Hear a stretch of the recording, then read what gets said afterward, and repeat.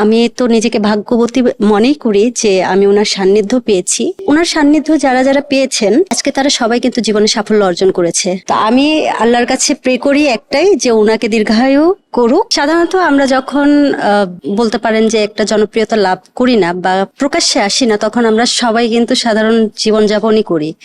তো আমার ছোটবেলা থেকে গান করা, আমার এলাকায়, তখন আমি ঢাকাতে নয়, তো সেই জায়গা থেকে তো আমি সাধারণ মানুষ যেরকম চলাফেরা করে ঠিক সেরকম আমারও জীবন যাত্রা ছিল।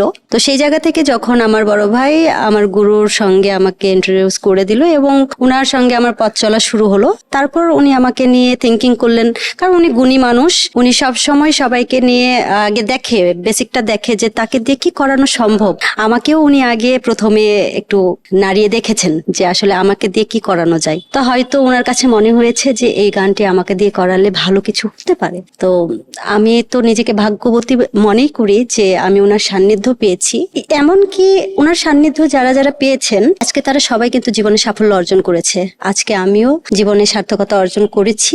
আমি চাই যে ওনার হাত সারা জীবন আমার মাথার উপর থাক। উনি আমার গুরু মানুষ, আমি ওনার দীর্ঘায়ু কামনা করি। এবং এই যে দেশটা তোমার বাপের নাকির মতো আন্দোলনের সময় যত গান হয়েছে, অসংখ্য গান, আমরা অনেক গানের কথা মনেও রাখতে পারি না, তো সেই গানগুলো এই যে মানুষকে, আমাদের জনগণের অন্তরের কথা যারা প্রকাশ করতে পারি না, এই যে গানের মধ্য দিয়ে এগুলো প্রকাশ করছে বা বাংলাদেশের বা দেশের সার্বিক অবস্থা নিয়ে অবস্থাকে তুলে ধরছে। তো আমি আল্লাহর কাছে প্রে করি একটাই, যে ওনাকে দীর্ঘায়ু করুক এবং এত সুন্দর সুন্দর গান আমাদের উপহার দিক।